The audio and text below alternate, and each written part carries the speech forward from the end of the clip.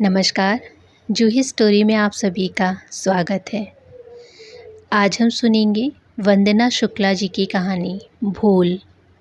तो चलिए कहानी की शुरुआत करती हूँ।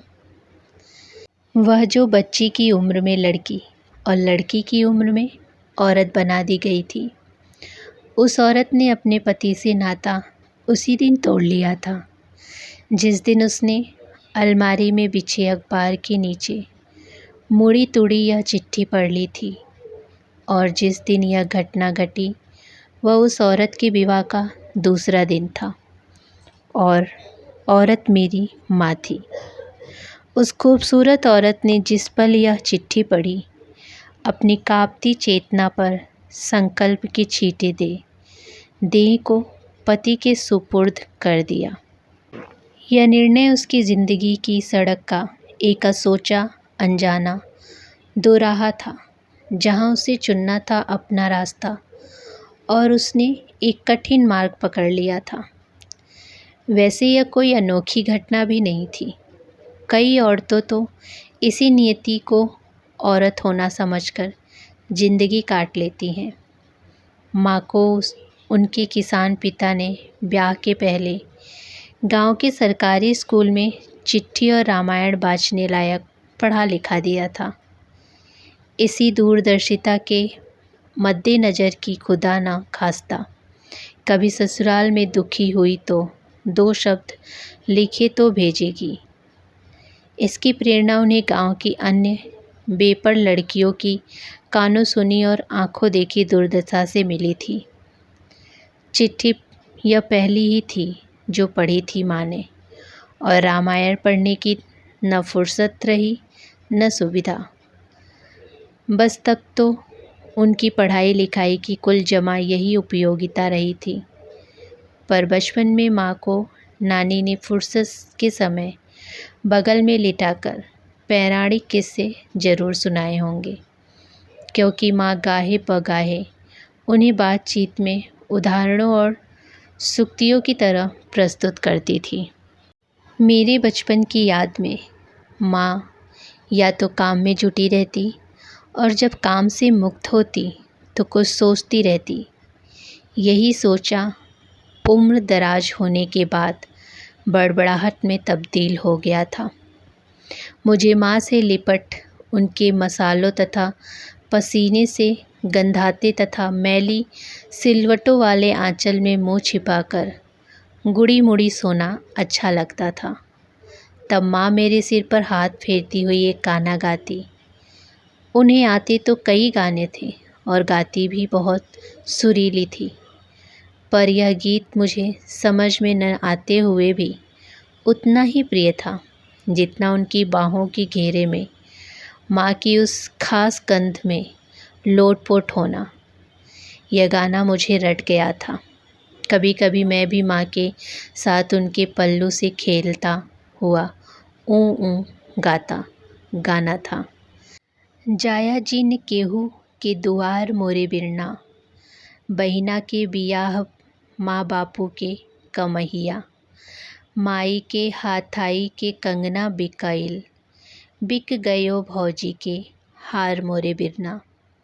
इसके बाद वे थोड़ी देर रुक जाती। मैं उनके रुकने के टूटने का इंतज़ार करता, उनकी ओर टुकुर टुकुर ताकता रहता, फिर गुनगुनाना शुरू करती।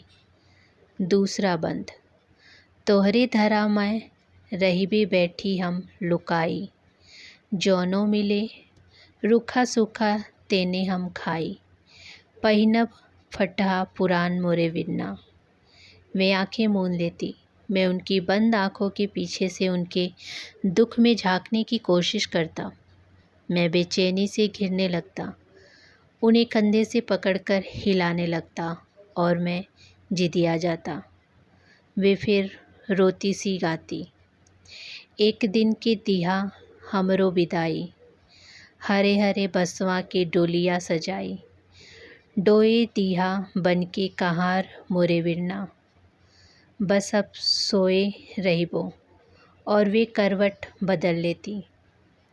इसके बाद माँ की करवट के पीछे से मैं माँ के उलझे बालों में उंगलियां फिराता रहता। उनकी बेढंगी सी गुथी उलझी चोटी को सहलाता, जब तक माँ की हल्की सिसकियों की आवाज़ नींद में डूब ना हो जाती। मुझे लगता माँ गाने के बाद किसी भी वजह से उदास हो जाती हो, लेकिन उनके बालों में उंगलियां फिराने से वे राहत महसूस करती थी। उनके महसूस करने में मेरी राहत शामिल थी। कभी कभी मैं माँ से कहता, माँ तुम्हारी शक्ल तो बिल्कुल नाना से मिलती है। माँ एकदम खुश हो जाती, भावा तिरेक में कहती, हाँ सब कहते हैं। और जानते हो मुन्नू, बड़े लोग कहते हैं कि बेटी पिता पे और बेटा माँ पे किस्मत वाले होते हैं। अचानक जैसे बातचीत का तांगा टूट जाता और वे फिर सोच के समंदर में डूब जाती। सच्ची? मैं उनकी इस कहावत पर अचंभे से पूछता, पता नहीं। कहवर वे काम में लग जाती। माँ के पास अपनी कहने को बहुत कम चीज़ें थी। उसी कम में एक लोहे का बक्सा भी था, जिसके ढक्कन की नुकीली कटानों में से उसकी उम्र झांका करती। वह अम्मा के ब्याह का हम उम्र था और उनके साथ बतौर दहेज चला आया था। बक्से में उनकी ही तरह उदास इने गिने कपड़े और कुछ एक चांदी या गिलिट के जेवरात रखे रहते थे। उस बक्से को माँ तभी खोलती जब कहीं बाहर विशेष शादी ब्याह में या किसी मेले उत्सव में जाना होता, अन्यथा बस रोज़ धूल झाड़ दिया करती थी। उसी पुराने बक्से में माँ की दो एक तस्वीर भी उतनी ही हिफाजत और विस्मृत से रखी थी। उसमें माँ दो चोटी लाल फीते के साथ गुथे चंपई रंग, गोल मटोल चेहरा,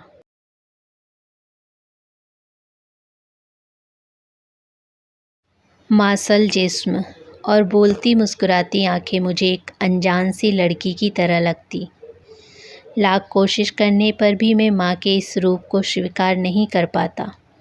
मैं अचंभित हो कभी निश्चल हंसी हंसती उस बिंदास लड़की के जड़ चित्र को देखता, जिसकी गुलाब जैसे चेहरे से खुशी और उल्लास झरझर रहा होता, और कभी माँ के उदास पीले चेहरे की असमय उगी बारीक झुर्रियों को, जिनकी सतह के नीचे नाड़ियों में गुनगुना रक्त धीमे धीमे बह रहा होता।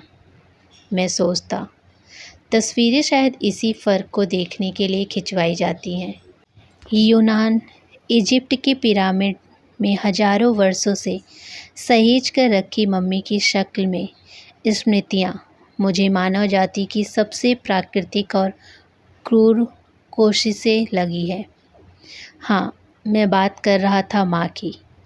पड़ोस की रजनी दीदी, जिनकी माँ को हम पूरे मोहल्ले के बच्चे बुआ कहते थे, के ब्याह के महिला संगीत में मैंने माथे पर पल्लू किए माँ को एक लोकगीत पर नाचते हुए देखा था। सच कहता हूँ, तेजाब की माधुरी, पुराने ज़माने की हेलन, हेमा मालिनी, इपासा बिपासा सब पानी भरती थी माँ की लोच और उनके आंचलिक सौंदर्य के आगे। माँ की उस दिन वाली ताजगी और गुलाबी मुस्कुराहट पर मैं वारी वारी हो गया था। उस दिन चेहरे पर गुलाबी रंगत वाली मुझे माँ उस फोटो वाली लड़की से काफ़ी मिलती जुलती लगी थी। आज तक उनको उस बेफिक्र मुस्कुराहट को मैंने अपनी यादों की गिरह में बांध कर रखा हुआ है। कभी कभी माँ ज़मीन पर नजरें गड़ाए कुछ सोचती रहती, फिर कहती, मन्नू, हम कबहू कबहू सोचते रहिबे कि लखन ने अपने भैया राम जी और महतारी सीता मैया को तो पूजे, उनकी 14 बरस सेवा किए, रघुकुल के वचन निभाए, पर लक्ष्मण जी की पत्नी उर्मिला की ना सोचे कि इतने दिन वो अकेली कैसे रही महल में। अरे भरतार के बिना तो महल भी बन जाता है कि नहीं। मैं मुंह बाए उसकी ओर ताकता रहता, कुछ न समझने की मूर्खता ओढ़े।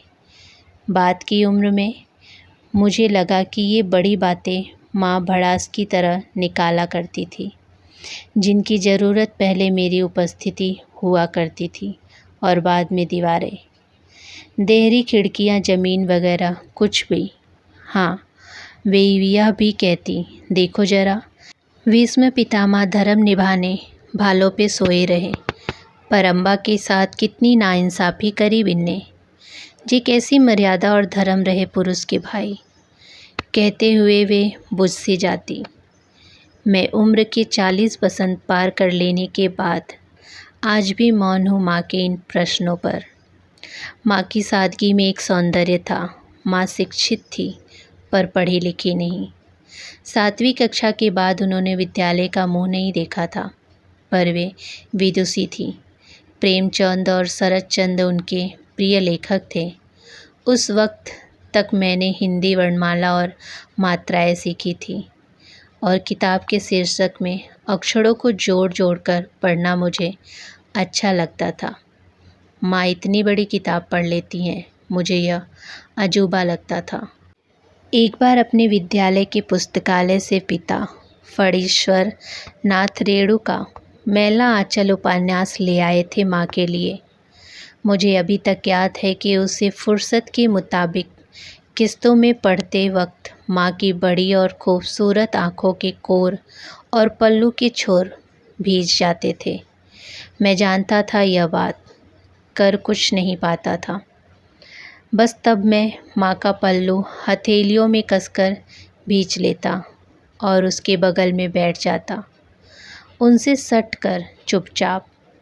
उस वक्त मुझे महसूस होता कि मैं कोई जीवट वाला पुरुष हूँ और माँ को निशब्द संतावना दे रहा हूँ, उनकी उस अज्ञात पीड़ा के लिए जो मुझे अक्सर उद्वेलित किया करती थी।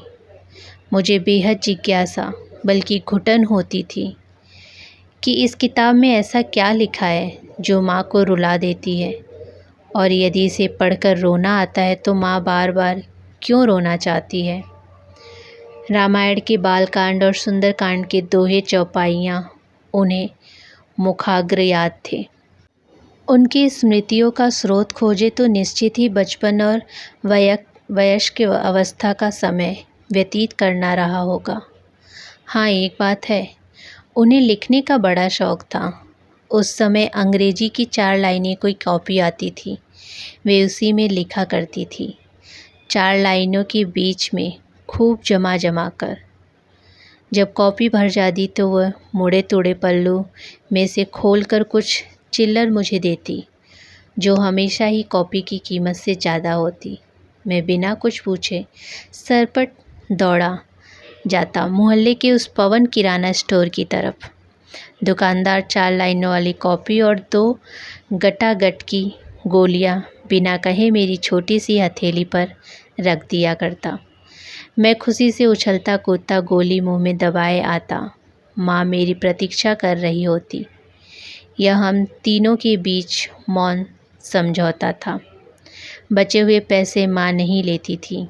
अगली बार जब जाओ कॉपी लेने तब और ले आना गोली, वे कहती। मैं खुश हो जाता, पर अगली बार वे फिर उतने ही पैसे देती। माँ शब्दों का इस्तेमाल बहुत कंजूसी से करती। घर के कामकाज से निपट फुर्सत के क्षणों में वे रात देर तक लट्टू की पीली रोशनी के नीचे झुकी खूब मनोयोग से कुछ लिखा करती थी। न जाने क्या, बाद में पता चला कि वे रामायण के दोहे और चौपाइयाँ लिखा करती थी। उन्होंने एक बार यह भी बताया था कि उनके पिताजी उनसे रोज़ मुँह अंधेरे रामायण के 2 पन्ने लिखवाया करते थे। लिखावट सुंदर होने के बावजूद मात्राओं में गलतियाँ अक्सर ही कर देती वे। बाद में जब मैं उन गलतियों के बारे में उन्हें बताता और उन्हें दुरुस्त करने की बात कहता तो वे कहती, अरे रहने दो मुन्नू, गलतियाँ सुधारी थोड़ी जाती हैं, वे तो बस हो जाती हैं, जैसे बच्चा किसी भी घर पैदा हो जाता है। माँ दार्शनिक भी थी, अब सोचता हूँ।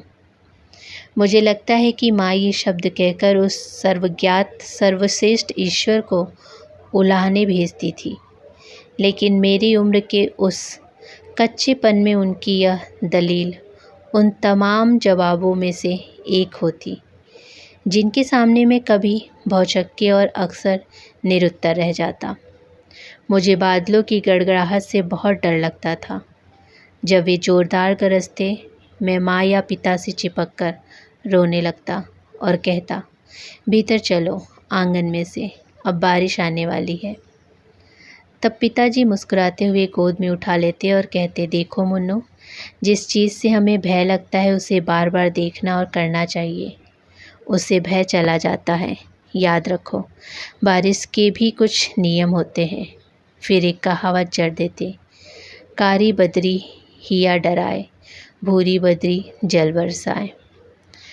कलसा पानी को तजय, चिड़ैया नहाए धूर, चिड़ैया ले अंडा चले तो बरसे भरपूर। और मैं बारिश से सचमुच निश्चिंत हो जाता। मुझे लगता माँ और बाबू की अलग अलग कितने अच्छे, सहृदय और परिपक्व हैं। कभी एक दूसरे से ऊंची आवाज़ में बोलते नहीं, एक दूसरे का दुनिया में सबसे ज़्यादा ख्याल रखते हैं वे दोनों। लेकिन बाद में मुझे उनके इन गुणों में से दहशत और घुटन सी होने लगी। जब मैं उन्हें साथ में कल्पना करता तो उनके वे गुण मेरे यकीन की ज़मीन पर तिनकों की मादिन बिखर जाता। पता नहीं क्यों। मेरे लिए पिता किसी ब्रह्मज्ञानी से कम नहीं थे। मैं उन पर आगाध विश्वास करता, मन ही मन गर्व भी करता। मेरे लिए उनकी बात पत्थर की लकीर हो जाती। पिताजी संस्कृत के विद्वान, आदर्शवादी और धैर्यवान व्यक्ति थे। रात में खाने वाने से निर्मित हो मैं, माँ और पिता जी आंगन में बैठ बातें करते। माँ बातें तो क्या बस हाँ हूँ करती, या पिताजी कोई प्रश्न पूछ लेते तो उसका जवाब दे देती। कई बार तारों भरी रात में पिताजी उस चौखुटे आंगन के बीच खाट पर लेटे होते और मैं खड़े होकर अपने छोटे छोटे पंजों से उनके पैर दबा रहा होता। तब पिताजी पौराणिक और रोचक जातक कथाएं सुनाते।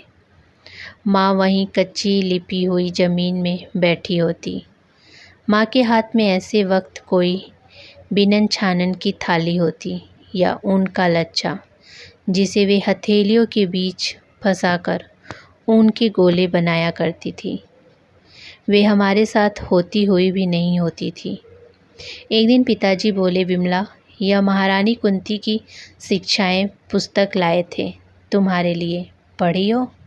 पिताजी माँ से बात करने के लिए विषय खोजा करते और माँ उनकी हर खोज पर कोई संक्षिप्त सा जवाब दे पूर्ण विराम लगा देती।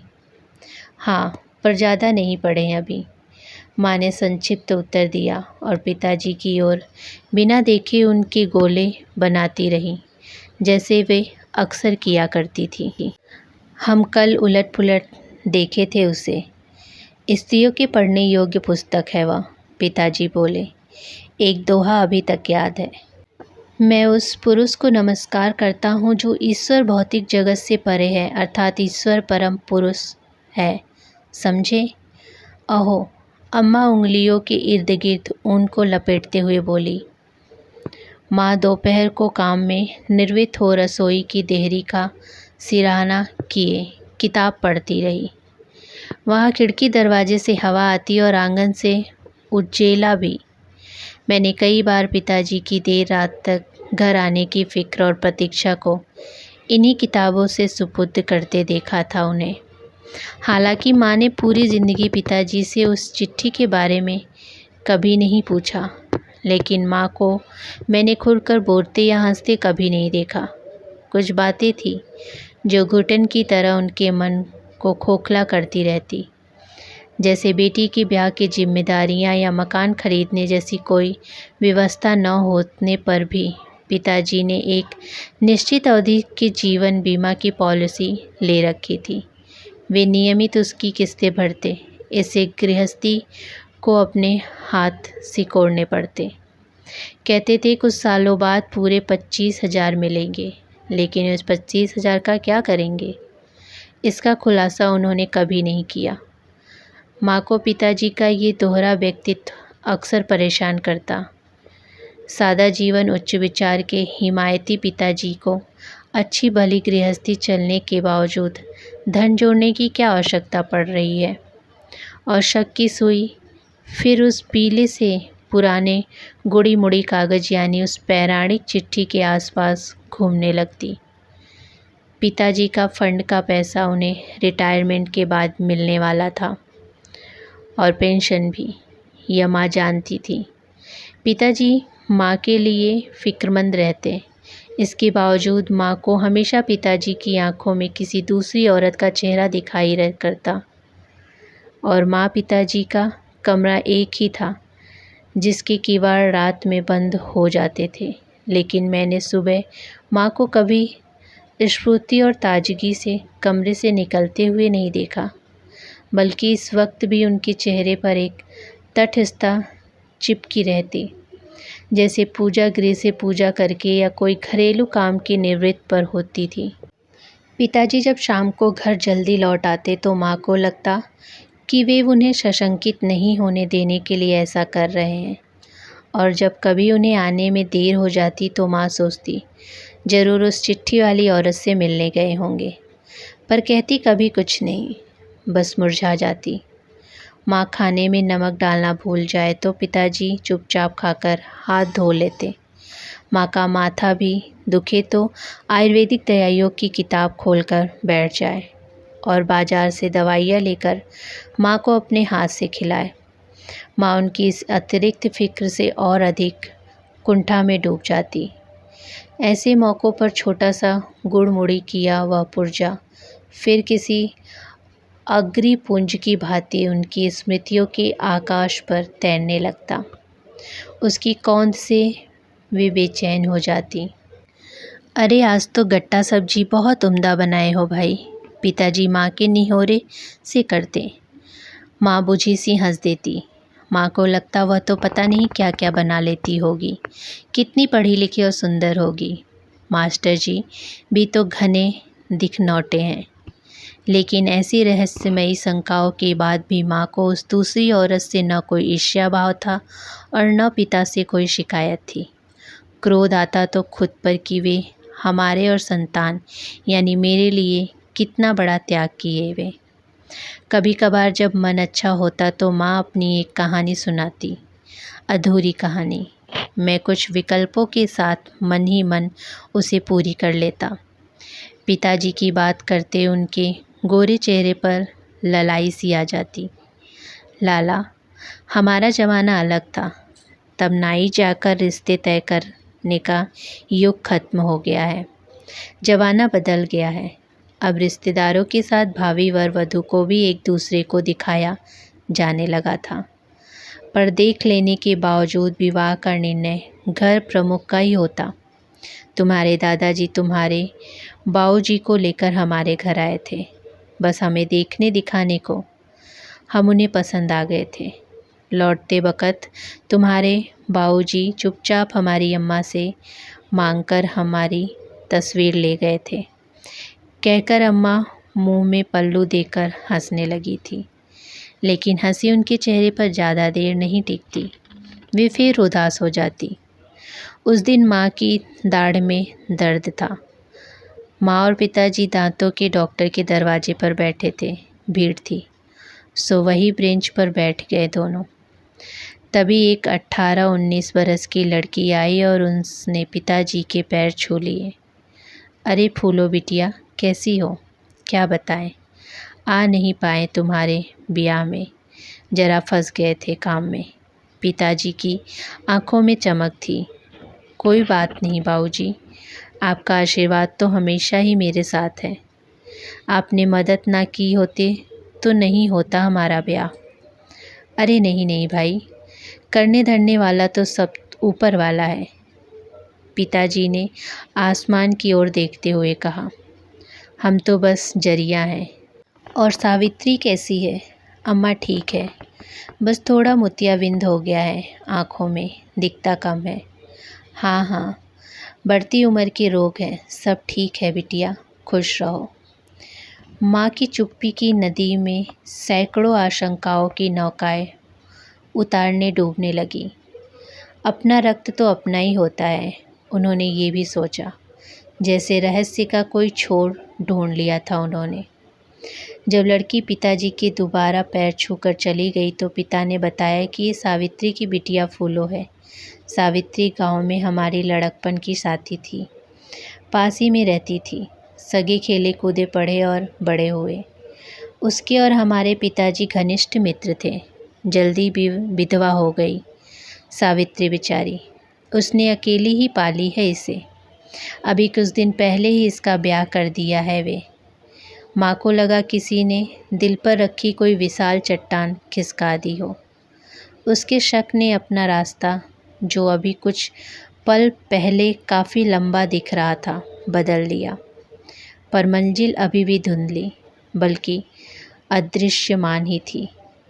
घर लौटकर माँ अपना लोहे का बक्सा खोलकर बैठ गई।